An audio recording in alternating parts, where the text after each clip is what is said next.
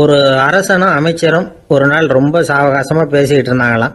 அரசன் அமைச்சரை பார்த்து ஒரு கேள்வி கேட்டிருக்கார். ஏங்க அமைச்சரே, ஆசை இல்லாத ஒரு மனுஷனால் இருக்க முடியுமா அப்படின்னு. ஏன் முடியாது, துறவி அப்படிங்கிறவங்கெல்லாம் அப்படிப்பட்டவங்க தானே அப்படின்னாராம் அமைச்சர். அவங்கெல்லாம் உண்மையிலேயே ஆசையை விட்டவங்க தானா அப்படின்னு கேட்டாராம் ராஜா. அப்படி தான் இருக்கணும் அப்படின்னாராம் அமைச்சர். அப்படின்னா ஆசையே இல்லாத ஒரு உண்மையான துறவியை நான் பார்க்கணுமேன்னார். அது என்ன பிரமாதம், அதுக்கு நான் ஏற்பாடு பண்ணுறேன் அப்படின்னு விட்டார் இவர். சொல்லிவிட்டு உடனே புறப்பட்டு போனார். அங்கே எங்கே தேடினார். அப்புறம் தான் அவருக்கு புரிஞ்சுது உண்மை துறவியை கண்டுபிடிக்கிறது எவ்வளவு கஷ்டமான காரியம்னு. இருந்தாலும் ராஜா கிட்ட சொல்லியாச்சே, உண்மை துறவியை காட்டுறேன்னு. இப்போ என்ன பண்ணுறது? ராஜா கிட்ட சொன்னபடி நடக்கலைன்னா அவருக்கு கோபம் வந்துடும். அமைச்சர் ஒரு யோசனை பண்ணார். அவருக்கு ஒரு வழி தெரிஞ்சுது. அதுதான் சரின்னு முடிவு பண்ணார். அதாவது அந்த ஊரில் அவருக்கு தெரிஞ்ச நாடக நடிகர் ஒருத்தர் இருக்கிறார், நல்லா நடிப்பார். அவரை போய் பார்த்தார். இதை பாருப்பா, எனக்காக நீ ஒரு காரியம் செய்யணும்னார். என்னன்னு கேட்டார் அவர். நீ ஒரு துறவி மாதிரி கொஞ்ச நேரத்துக்கு நடிக்கணும். ராஜா உன்னை பார்த்துட்டு போகிற வரைக்கும் நடி, அது போதும். அதுக்காக உனக்கு 10,000 ரூபா தரேன் அப்படின்னார். அவர் எந்த காலத்தில் இவ்வளவு பணத்தை மொத்தமாக பார்த்துருக்கார். அதனால் உடனே சரின்னு ஒத்துக்கிட்டார். அமைச்சர் அரண்மனைக்கு திரும்பி வந்தார். என்ன அமைச்சரே, இன்னுமா ஒரு உண்மையான துறவி கிடைக்கலன்னார். உண்மையான துறவி ஒருத்தரை இப்போ தான் கொஞ்ச நேரத்துக்கு முன்னாடி பார்த்து பேசிவிட்டு வர்றேன். அவர் நம்ம ஊருக்கு வெளியில் குளத்தங்கரையில் உள்ள ஒரு ஆலமரத்துக்கு அடியில் உட்காந்துருக்கிறார் அப்படின்னார் இவர். அப்படின்னா உடனே புறப்படுங்க அப்படின்னார் ராஜா. பரிவாரங்களோடு புறப்பட்டார். அங்கே அந்த மரத்தடியில் அந்த ஆள் வேஷம் போட்டுக்கிட்டு துறவி மாதிரி உட்காந்துருக்கிறான். ராஜா நேராக போனார். அந்த துறவி காலில் பொத்துன்னு விழுந்து வணங்கினார். உடனே ராணி அவர் காலில் விழுந்தாங்க. அடுத்தபடியாக அமைச்சர் விழுந்தார். அவருக்கு தெரியும் இது நம்ம ஆள் தான்னு. இருந்தாலும் என்ன பண்ணுறது, நேரம். அப்புறம் பரிவாரங்கள்லாம் துறவி காலில் விழுந்து ஆசீர்வாதம் வாங்கிட்டாங்க. ராஜா அப்புறமா தங்கத்தட்டில் பொண்ணையும் பொருளையும் வச்சு அந்த துறவிகிட்ட ரொம்ப பணிவாக நீட்டுறார். தாங்கள் தயவு பண்ணி இதை ஏற்றுக்கணும் அப்படின்னு வேண்டிக்கிட்டார். அந்த துறவி பற்று இல்லாமல் அதை பார்த்தார். எல்லாத்தையும் திறந்துட்ட எனக்கு இதெல்லாம் எதுக்காக அப்படின்னு சொல்லி அதை மறுத்துட்டாராம். ஆஹா, உண்மையான துறவியை பார்த்துட்டோம் அப்படிங்கிற ஆனந்தம் அரசருக்கு. ரொம்ப நிம்மதியாக திருப்தியாக திரும்பி வந்தார் அரண்மனைக்கு. அதுக்கப்புறம் அமைச்சர் யாருக்கும் தெரியாமல் அந்த துறவிகிட்ட ஓடினார். சொன்ன பிரகாரம் பணத்தை நீட்டினார். இந்தப்பா, நான் உங்ககிட்ட சொன்னபடி 10,000 ரூபா பணம் எடுத்துக்கோ அப்படின்னார். அந்த ஆள் ராஜா கிட்ட சொன்னது மாதிரியே எல்லாத்தையும் திறந்துவிட்ட எனக்கு இதெல்லாம் எதுக்காக வேணாம் அப்படின்னு விட்டாரான்.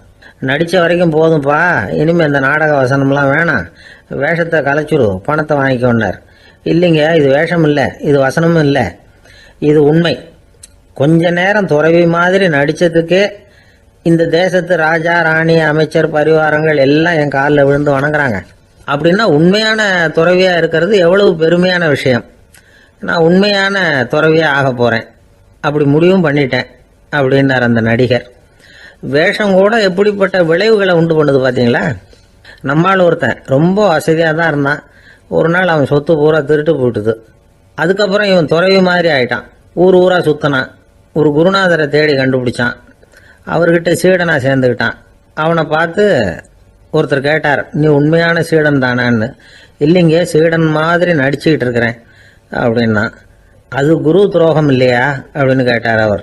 இல்லைங்க, நான் பண்ணது குரு துரோகம் இல்லை, என் குரு பண்ணது தான் துரோகம். என்னுடைய பணத்தை கொள்ளையடிச்சது இவர் தான். அதை எங்கே வச்சிருக்காருன்னு கண்டுபிடிக்கிறதுக்காக தான் இவர்கிட்ட சீடனா சேர்ந்துருக்கிறேன் அப்படின்னானா. ஒருத்தர் ரொம்ப அவசரமாக வந்தார். சார், மனுஷன் நிம்மதியாக இருக்கிறதுக்கு என்ன வழின்னு கேட்டார். சீக்கிரமாக ஒரு கல்யாணத்தை பண்ணீங்க, எல்லாம் சரியாக போடும் அப்படின்னோம். அவர் ஒரு மாதிரியாக பார்த்தார். ஏற்கனவே எனக்கு கல்யாணம் ஆயிட்டுது சார், அதனால தானே நிம்மதியாக இருக்கிறதுக்கு வழி கேட்குறேன் அப்படின்னார். சரி, இவர் ஒரு மாதிரியான கேஸ் அப்படின்னு நினச்சிக்கிட்டு நம்மகிட்ட இருந்த ஒரு சின்ன புத்தகத்தை அவர்கிட்ட தூக்கி கொடுத்தோம். இதை படித்து பாருங்கன்னு. கல்யாணத்துக்கு பிறகும் சந்தோஷமாக இருக்கிறதுக்கு என்ன வழி அப்படிங்கிற கேள்விக்கு அந்த புத்தகத்தில் விளக்கம் இருந்தது. கணவன் மனைவிக்குள்ள சிக்கல் வராமல் இருக்கிறதுக்கு அதில் சில வழிகளை சொல்லி கொடுத்துருக்குறாங்க. அதெல்லாம் என்னென்ன அப்படிங்கிறத இப்போ பார்க்கலாமா. குடும்பம்னு இருந்தால் கோபம் வரதான் செய்யும். அது வந்துட்டு போகட்டும், பரவாயில்ல. ஆனால் அந்த கோபம் ஒரே நேரத்தில் 2 பேருக்கும் வந்துடாமல் பார்த்துக்கணும். ஒரு சமயத்தில் யாராவது ஒருத்தர் தான் கோபப்படணும், அடுத்தவங்க அமைதியாக இருக்கணும். அதுக்கப்புறம் இவர் அமைதியான உடனே அவங்க ஆரம்பிச்சிக்கலாம். கோபமாக ஏதாவது சொன்னால் உடனே கோபமாக பதில் சொல்லக்கூடாது. கொஞ்சம் பொறுத்து கோபம் தீர்ந்த உடனே அந்த பதிலை சொல்லலாம். அப்போ பதில் கோபமாக இருந்தால் கூட அது அவ்வளோ பெருசாக தெரியாது. அற்ப விஷயத்துக்கெல்லாம் காய்ச்சி மூச்சுன்னு கத்திட்டு இருக்கக்கூடாது. உங்கள் 2 பேருக்குள்ள ஒரு தர்க்கம் ஆரம்பமாயிட்டுதுன்னு வச்சுக்கோங்க. கடுமையாக 2 பேரும் விவாதம் பண்ணுறீங்க. உங்களில் ஒருத்தர் இதில் ஜெயிக்கணும்னா அது நீங்களாக இருக்க வேணாம், அடுத்தவங்க ஜெயிக்கிறதுக்கு நீங்கள் துணையாக இருங்களேன். அப்படின்னா நீங்கள் கொஞ்சம் விட்டு கொடுக்கணும், அவ்வளவுதான். ஏதாவது குத்தம் சொல்லணுமா, செஞ்ச தப்பை சுட்டி காட்டணுமா, விமர்சனம் பண்ணணுமா, பண்ணுங்க, வேணான்னு சொல்லலை. ஆனால் சொன்னதை அப்படி சொல்கிறத கொஞ்சம் அன்பாக இதமாக சொல்லுங்க. எப்போ நடந்த தவறுகளை எல்லாம் இப்போ போய் மறுபடியும் ஞாபகப்படுத்திட்டு இருக்க வேண்டாம். நான் அப்போவே சொன்னேன் இந்த புடவை வேணாம்னு, நீங்கள் தான் கேட்கல, இப்போ பாருங்கள் கிழிஞ்சு போச்சு இப்படின்னு கத்துனாங்க ஒரு அம்மா. எப்போ சொன்னீங்கன்னு கேட்டால் ஒரு 10 வருஷத்துக்கு முன்னாடி தீபாவளி சமயத்தில் அப்படிங்கிறாங்க. அது என்ன இன்னும் அப்படியே புதுசாகவே இருக்கும்? உங்களுக்கு அவர் தான் பெருசு, அவருக்கு நீங்கள் தான் பெருசு. அதை விட இந்த உலகத்தில் வேற எதுவும் முக்கியம் இல்லைன்னு நினைக்கணும். நீ தான் என்னுடைய உலகம்னு எத்தனை தடவை சொல்லியிருப்பீங்க? அதெல்லாம் வெறும் வசனமாக போயிடக்கூடாது. ஏதாவது ஒரு பிரச்சனையை பற்றி கடுமையாக விவாதம் பண்ணிக்கிட்டு இருக்கீங்க, அதை அப்படியே பாதியில் விட்டுட்டு படுக்கைக்கு போயிடக்கூடாது. சொச்சத்தை நாளைக்கு பேசிக்கலாம்னு. அப்படி போனால் தூக்கம் வராது. பிரச்சனையை ஒரு முடிவு பண்ணிக்கிட்டு அதுக்கப்புறமா தூங்க போகணும். ஒரு நாளில் ஒரு தடவையாவது உங்கள் ஜோடியை பாராட்டி நல்ல விதமாக கனிவாக ஒரு வார்த்தை சொல்லணும் அப்படின்னு தீர்மானம் பண்ணீங்க. ஏதாவது தப்பு பண்ணிவிட்டீங்கன்னா பரவாயில்ல, அதை ஒத்துக்கிறதுக்கும் மன்னிப்பு கேட்கறதுக்கும் தயாராக இருக்கணும். அது ஒன்றும் கேவலம் கிடையாது. வீட்டுக்குள்ளே தானே கேட்க போகிறீங்க, வெளியில் யாருக்கு தெரிய போகுதோ? எப்படியோ உங்களுக்குள்ள ஒரு சமரசம் ஆனால் சார் தான். ஒரு தகராறுன்னு எடுத்துக்கிட்டா குறைஞ்சபட்சம் அதுக்கு 2 பேர் தேவை. தனியாகவே உட்காந்துக்கிட்டு நான் இப்போ தகராறு பண்ணிகிட்டு இருக்கிறேன் அப்படின்னு யாரும் சொல்ல முடியாது.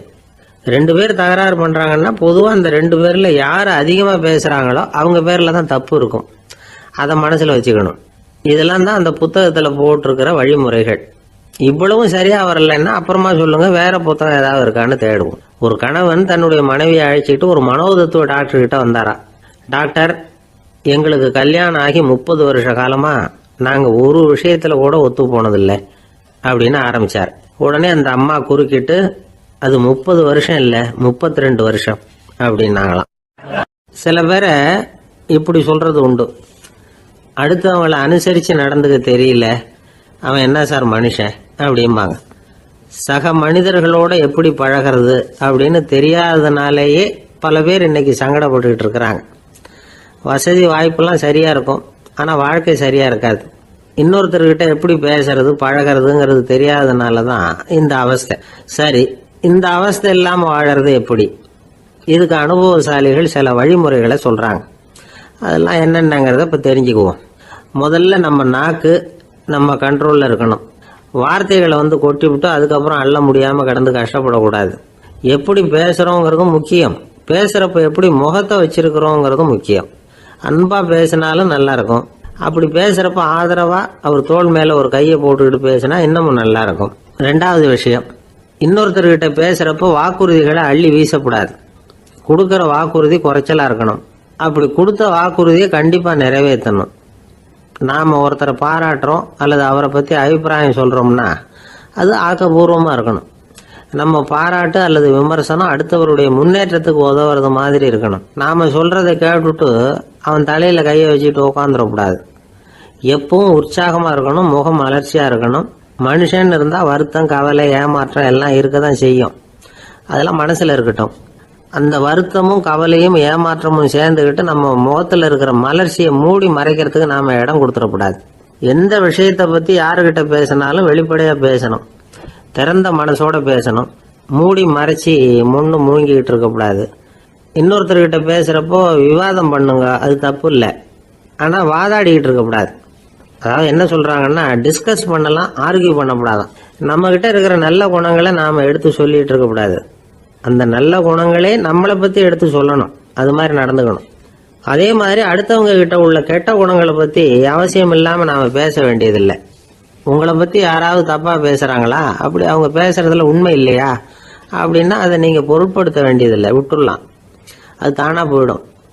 ஒரு 4-5 பேரோட பேசிக்கிட்டு இருந்தீங்கன்னா எல்லாருக்கும் முக்கியத்துவம் கொடுங்க, யாரையும் அலட்சியப்படுத்தாதீங்க. தமாஷா பேசலாம், ஆனால் அவங்க தமாஷ் அடுத்தவங்களை கேலி பண்ணுறதா இருக்கக்கூடாது.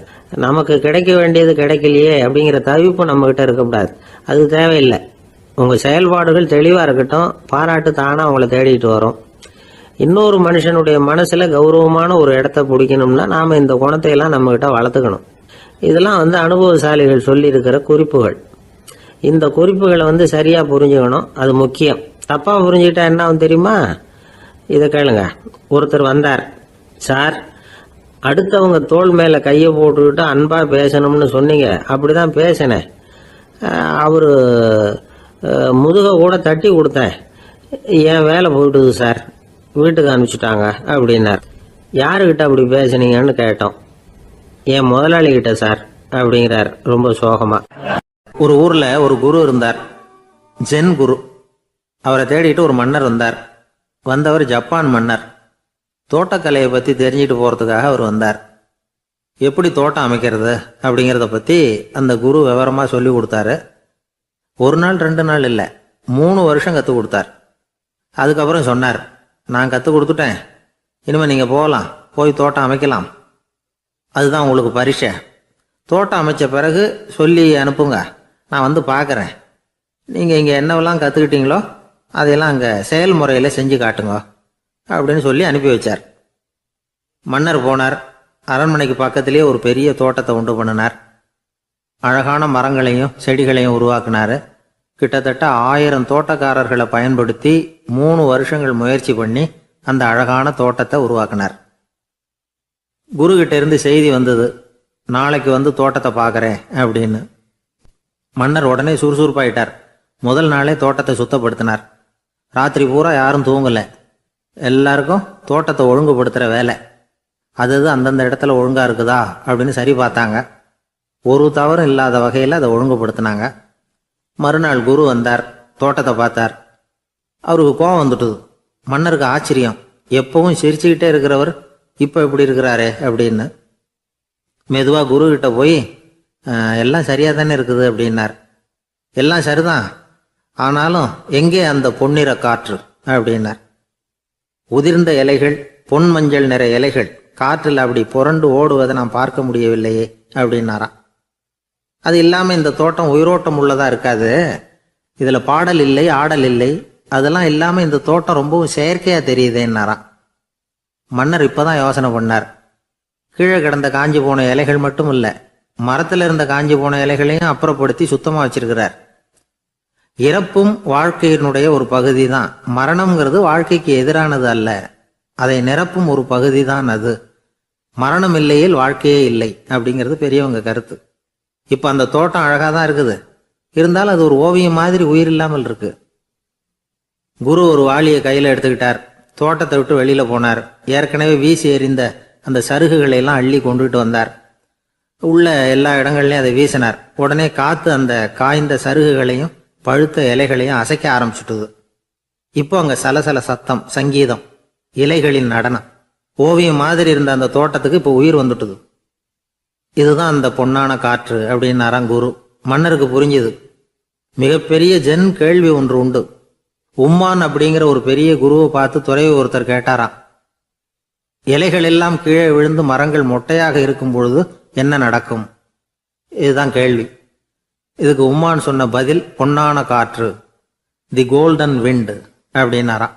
இதுக்கு என்ன விளக்கம்னா, உன்னுடைய எண்ணங்கள் எல்லாம் உன்னுடைய மனசிலிருந்து கீழே விழுந்து உனது உள்ளுணர்வானது மொட்டையாக நிற்கும் நிலைதான் அது. உனது வேர்களின் அருகில் காற்று வீசுகிறது. எல்லா எண்ணங்களும் உன்னிலிருந்து வெகு தூரத்துக்கு புரண்டு கொண்டே சென்று விடுகிறது. நீ அவற்றை கடந்து விட்டால் நீ அவைகளுக்கெல்லாம் மேலெழுந்து கீழே பார்ப்பவனைப் போல நிற்க ஆரம்பித்து விடுவாய். அதுதான் தியானம் என்பது அப்படின்னு சொல்றாங்க. தியானம்ங்கிறது எண்ணத்துக்கு எதிரானதில்லை.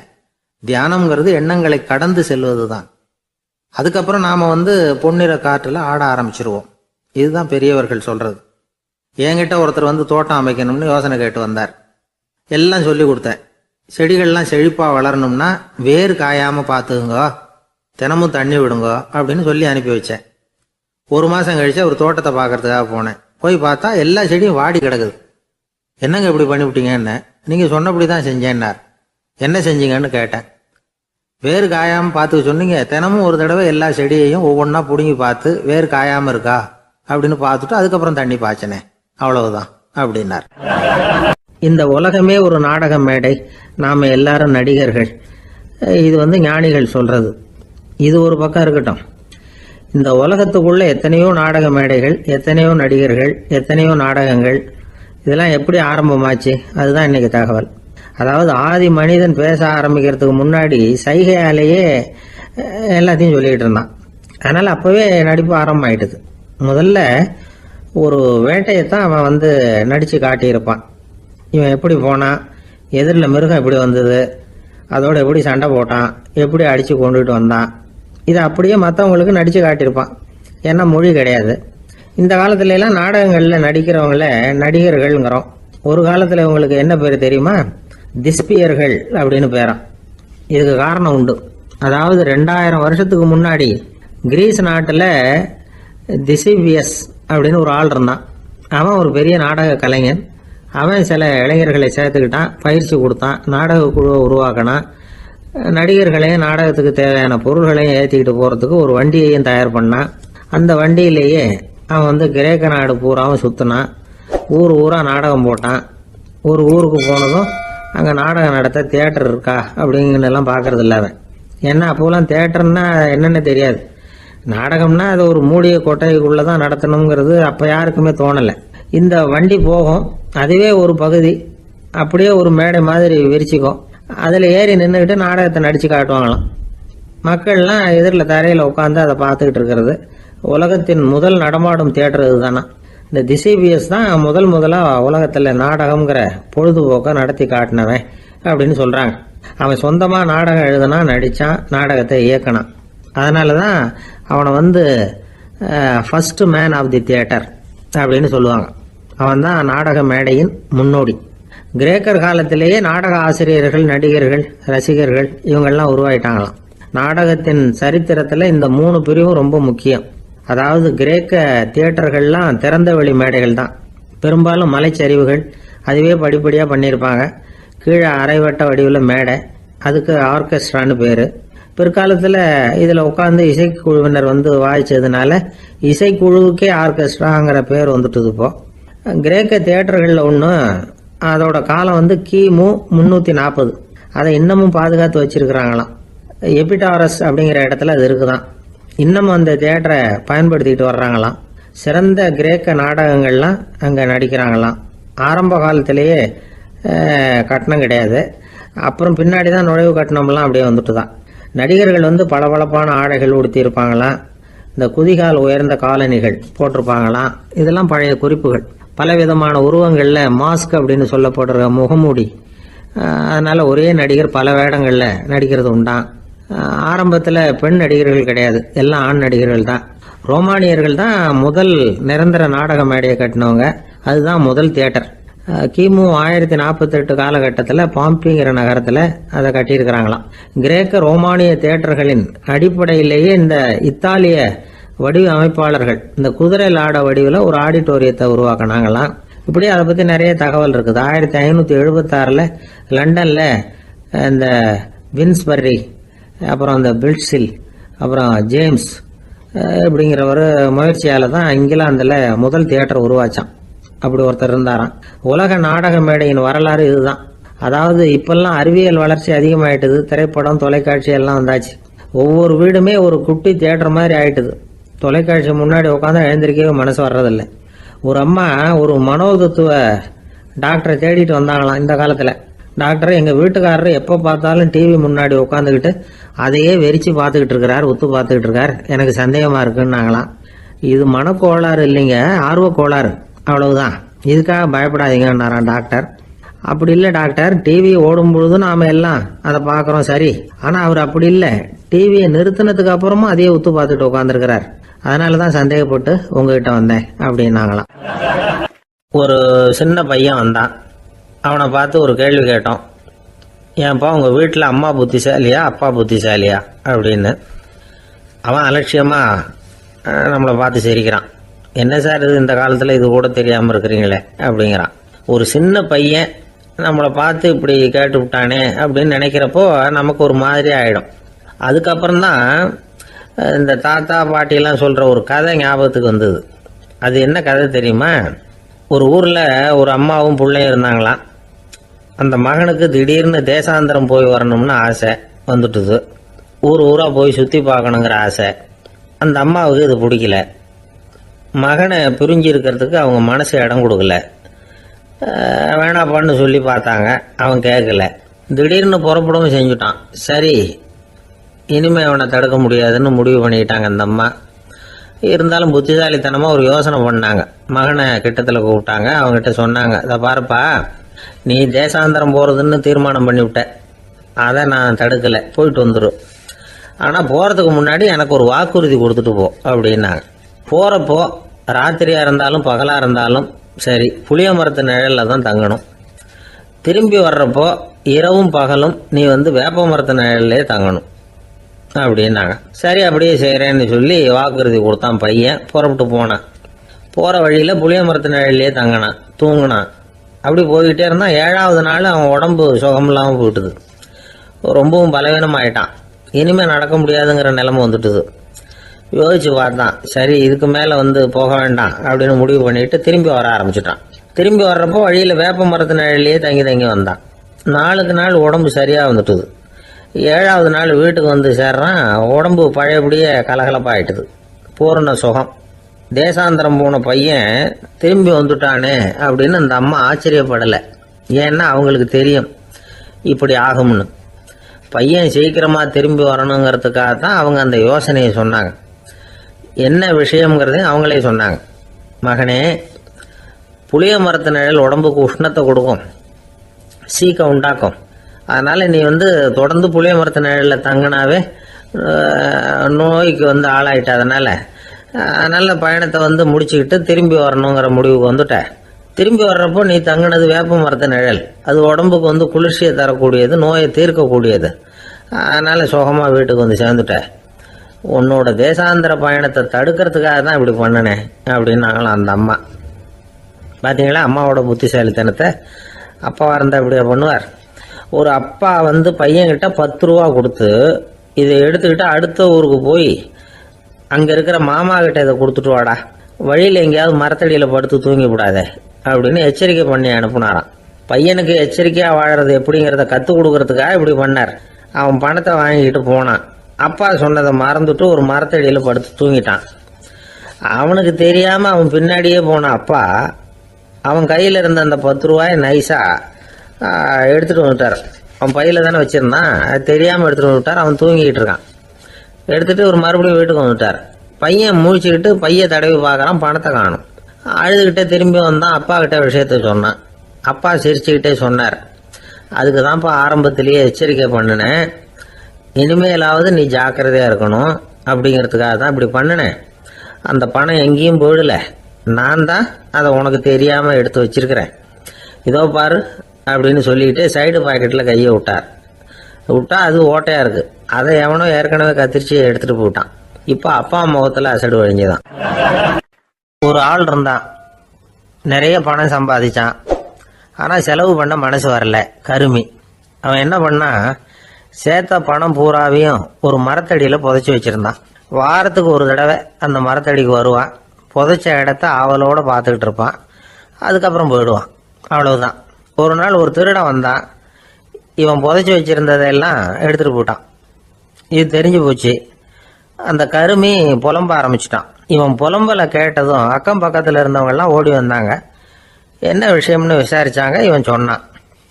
ஒரு பெரியவர் கேட்டார், ஏப்பா வாரம் இந்த இடத்த பார்க்குறதாக சொன்னியே, எப்போவாவது இதில் இருக்கிற பணத்தை எடுத்து செலவு பண்ணியிருக்கியா அப்படின்னு கேட்டார். நான் அப்பப்போ அதை பார்க்கறது தான் வழக்கம், அதை தொட்டதே இல்லைன்னு அவன். சரி அப்படின்னா இப்போவும் நீ அதே மாதிரி வாரம் ஒரு தடவை இந்த இடத்த பார்த்துட்டு போகலாமே அப்படின்னாராம் அந்த பெரியவர். அதுவும் சரிதானே, எவ்வளவு காலமானாலும் அவன் அந்த பணத்தை எடுத்து செலவு பண்ண போகிறதில்ல. அப்படி இருக்கிறப்ப உள்ளே பணம் இருந்தாலும் ஒன்று தான், இல்லாமல் போனாலும் ஒன்று தான். இதிலிருந்து என்ன புரியுதுன்னா, ஒருத்தர்கிட்ட இருக்கிற பணத்தை கொண்டு அவர் பணக்காரரா ஏழையா அப்படின்னு முடிவு செய்கிறது சரியில்லை. அந்த செல்வத்தை அனுபவிக்கிற திறன், பயன்படுத்துகிற திறன், அதை வச்சு தான் அவர் ஏழையா பணக்காரரா அப்படிங்கிறத நிர்ணயம் பண்ணணும். அதுதான் சரி. செலவு பண்ண தெரியாதவன் சேகரம் பண்ணிகிட்டே இருக்கிறதுனால என்ன பிரயோஜனம்? தலைமுடியே இல்லாதவன் தாராளமாக சீப்புகளை வாங்கி சேகரம் பண்ணுறது மாதிரி தானே இது. சில சமயம் செலவு பண்ண நாம் தயாராக இருந்தால் கூட அந்த செல்வம் நமக்கு பயன்படுறதில்ல. அரேபியாவில் ஒரு நகை வியாபாரி விலை உயர்ந்த முத்துக்களை எல்லாம் அவர் வச்சு வியாபாரம் பண்ணிகிட்டு இருந்தார். அவர் ஒரு சமயம் ஒரு பாலைவனம் வழியாக போயிட்டு இருக்கிறார் ஒட்டகத்தில். அப்போது திடீர்னு கடுமையான புயல் வீச ஆரம்பிச்சுட்டுது. திசை தவறி இவர் எங்கேயோ வந்துட்டார். கூட வந்தவங்களையும் காணலை, எங்கே போனாங்களோ தெரியல. இவர் ரொம்ப பயந்து போய் அங்கேயும் எங்கேயுமா அலைஞ்சு திரியிறார். வழியே தெரியல. பசி கடுமையாயிட்டுது. ஒட்டகத்து முதுகில் ஒரு மூட்டை இருந்தது. அதை பிரித்து பார்த்தார். உள்ளே ஏதாவது இருக்கான்னு தேடி பார்க்குறார். அது வரைக்கும் கண்ணில் தட்டுப்படாத அபூர்வமான ஒரு பை கண்ணில் பட்டுது. ஆஹா, அதில் ஏதாவது சாப்பிட்றதுக்கு இருக்கும் அப்படின்னு நினச்சி ஆவலாக அதை பிரித்து பார்க்குறார். அந்த பையில் விலை உயர்ந்த முத்துக்கள் நிறைய இருந்துதான். அப்போ தான் அவர் நினச்சாராம், விலை உயர்ந்த முத்துக்கள் கூட சாப்பிட்றதுக்கு உணவாக முடியாது அப்படிங்கிறத புரிஞ்சுக்கிட்டாராம். எந்த நேரத்தில் எது நமக்கு தேவையோ அது நமக்கு தாராளமாக கிடைக்கணும். அப்படி அது கிடைக்கிறதுக்கு நம்மக்கிட்ட இருக்கிற செல்வம் பயன்படணும். அது நமக்கும் பயன்படலாம், நம்ம மூலமாக அடுத்தவங்களுக்கும் பயன்படலாம். அதுதான் செல்வத்தின் பயன். ஒரு மரத்தடியில் ஒருத்தன் உட்காந்து அழுதுகிட்டு இருந்தான். அந்த பக்கமாக வந்த இன்னொருத்தன் ஏப்பா அழுதுகிட்டு இருக்கிறேன்னு கேட்டான். இந்த இடத்துல தான் பூமிக்கு அடியில் பணம் இருக்குது, புதைச்ச இடம் தெரியல, அதான் அழறேன் அப்படின்னா. நல்லா ஞாபகப்படுத்தி பாரு, எந்த இடத்துல புதைச்ச அப்படின்னு கேட்டான் இவன். அது எப்படி எனக்கு தெரியும், புதைச்சி வச்சிருக்கிறவன் நான் இல்லையே, எங்கள் எழுத்து வீட்டுக்காரன் அப்படின்னானா இவன். அந்த ஆள் என்னை கண்ணா பண்ணான்னு திட்டி விட்டான் சார், அதை நினச்சா எனக்கு ரொம்ப வருத்தமாக இருக்குது அப்படின்னு சொல்லி கவலைப்பட்டார் ஒருத்தர். இதில் கவலைப்படுறதுக்கு என்ன இருக்குது அப்படின்னார் ஒரு பெரியவர். அவர் ஒரு மகான். என்ன சார் இப்படி சொல்கிறீங்க, ஒருத்தர் நம்ம பார்த்து திட்டுனா வருத்தமாக இருக்காதா அப்படின்னார். அது எப்படி வருத்தமாக இருக்கும், திட்டுறதுங்கிறது என்ன, அது வெறும் சத்தம் தானே அப்படின்னார் அந்த பெரியவர். நம்ம ஆளுக்கு தலையை பிச்சுக்கலாம் போல இருந்தது. இருக்காது அப்படின்னா நமக்கு அப்படி தானே தோணுது. அந்த பெரியவர் சொல்கிறது ரொம்ப பெரிய விஷயம்.